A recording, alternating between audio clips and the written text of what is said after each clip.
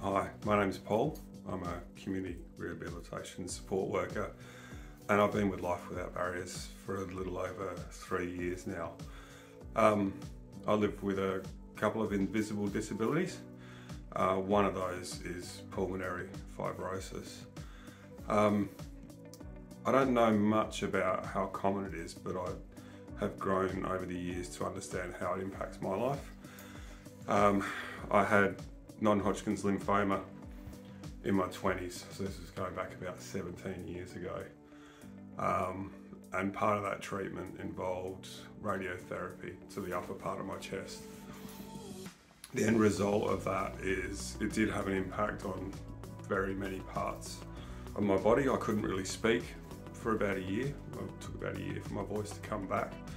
And when I did, it was in very short breaths and very, very faint. And over time things improved, but unfortunately my lung capacity never seemed to get that better. But it was only last year, at the height of the whole COVID thing, that I decided to follow up on it and find out what was going on for my own peace of mind. And I was told that I have 47% lung capacity. So essentially my left lung doesn't work at all. It's kind of been damaged by that radiotherapy all those years ago. So what that means for me, and I guess what I'd like people to understand, is that yes, it does mean that I can't take in as much oxygen with a single breath as what other people. I mean, my body seems to be all fine for it.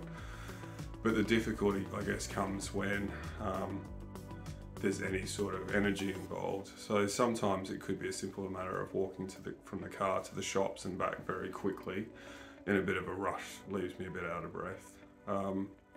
It's not something that can be fixed, but fortunately for myself, it's not actually something that's going to get any worse.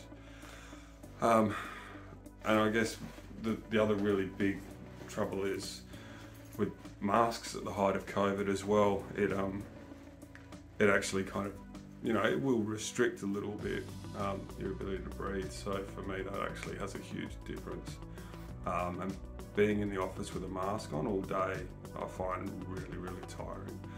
And I guess that's the other really important thing, is to realise that it's not just about the actual lung capacity, it's about the knock-on effects of that. So having a full day of mask wearing, or lots of walking around and being very busy and very active and having to have lots of conversations and really, really exercising that particular organ actually does lead to things like headaches, fatigue, tiredness. And I have actually had periods where I've had a mask on for many, many hours and I've actually ended up really confused.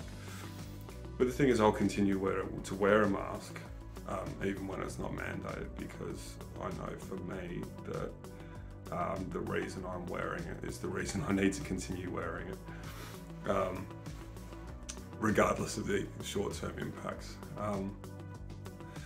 So I guess the one thing that people can support me with is understanding that with everybody around, you don't necessarily know what other people have and how it could have an impact on them. So it could be, I guess, around, wearing a mask just because you think it's a good idea to protect others.